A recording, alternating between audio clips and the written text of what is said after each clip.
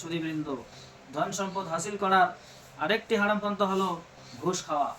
সাহাবী আব্দুল্লাহ ইবনে আমর রাদিয়াল্লাহু আনহু হতে বর্ণিত আছে, রাসূল সাল্লাল্লাহু আলাইহি ওয়াসাল্লাম বলেছেন, ঘুষখোর ও ঘুষদাতা উভয় ব্যক্তির উপর আল্লাহর লানত ও অভিশাপ হোক। এটা মুসান্নাফ আব্দুর রাজ্জাকের 14669 নম্বর হাদিস। মুজামে আওসাতের 2026 নম্বর হাদিসে বর্ণিত আছে, হযরত আব্দুল্লাহ ইবনে আমর রাদিয়াল্লাহু আনহু বলেছেন, রাসূল সাল্লাল্লাহু আলাইহি ওয়াসাল্লাম বলেছেন, যে ব্যক্তি ঘুষ নেয় আর যে দেয় তারা উভয়ে জাহান্নামী। অত্যন্ত আফসোসের বিষয়, আজ আমাদের সমাজে ঘুষের প্রচলন ব্যাপক হয়ে গিয়েছে। অফিস আদালত থেকে শুরু করে সব জায়গায় ঘুষের মহড়া। ঘুষের কোনো ধর্ম থাকে না, আর না থাকে আইন কানুনের কোনো মূল্য। ঘুষখোর অর্থের লোভে সবকিছু করতে পারে, তাই ঘুষ খাওয়া চরম পর্যায়ের অপরাধ। শ্রোতা মণ্ডলী, ধন সম্পদ হাসিল করার আরেকটি হারাম পন্থা হলো জুয়া।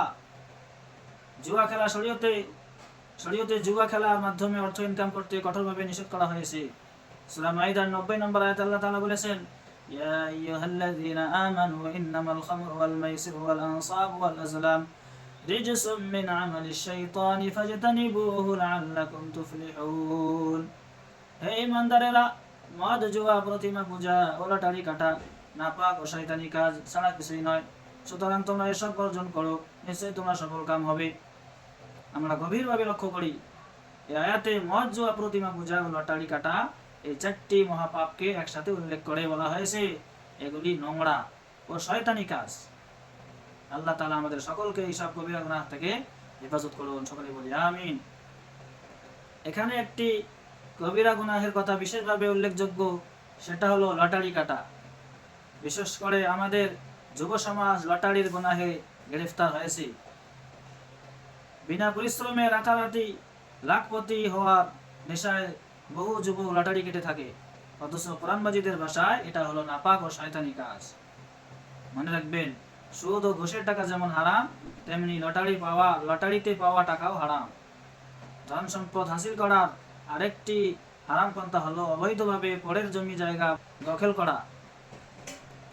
সহিহ মুসলিমের 4024 নম্বর হাদিসে সাহাবী সাঈদ ইবনে যায়েদ রাদিয়াল্লাহু আনহু হতে বর্ণিত আছে, রাসূল সাল্লাল্লাহু আলাইহি ওয়াসাল্লাম বলেছেন, মান ইকতাতা'a শিবরাম মিনাল আরদি যুলমান তুওয়িকাহু আল্লাহু ইয়াহু ইয়াওমাল কিয়ামাতি মিন 7 আরদিন।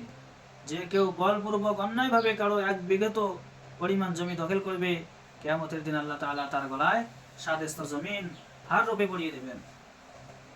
অর্থাৎ আল্লাহ তাআলা 7 জমিনের ভার তার উপর চাপিয়ে দেবেন, কেননা সে গায়ের জোরে বলপূর্বক জমি দখল করেছে। আবু সাঈদ খুদরি রাদিয়াল্লাহু আনহু হতে বর্ণিত আছে, রাসূল সাল্লাল্লাহু আলাইহি ওয়াসাল্লাম বলেছেন, আত-তাজিরুস সাদুকুল আমিনু মা'আন নাবিয়্যিনা ওয়াস-সিদ্দীকিনা ওয়াশ-শুহাদা। সত্যবাদী আমানতদার ব্যবসায়ী কিয়ামতের দিন নবী, সিদ্দিক এবং শহীদদের সঙ্গী সাথী হবেন। সুতরাং যে সমস্ত ব্যবসায়ী নামাজ কালামের পাবন্দি করে আর মিথ্যার আশ্রয় না নিয়ে সততার সাথে ব্যবসা বাণিজ্য করে, তারা এই মহা সৌভাগ্যর অধিকারী হবেন ইনশাআল্লাহ।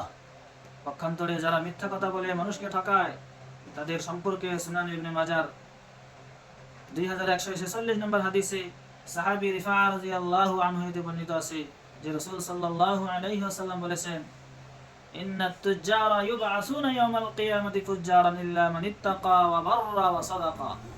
নিশ্চয়ই কিয়ামতের দিন ব্যবসায়ীদের পাপিষ্ঠ অবস্থায় ওঠানো হবে, তবে যারা ন্যায় ও সত্য কথা বলেছে তারা হবে ব্যতিক্রম।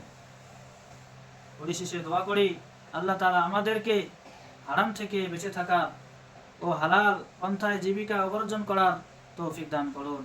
আমিন। ওয়া আখিরু দাওয়ানা আলহামদুলিল্লাহি রাব্বিল আলামিন।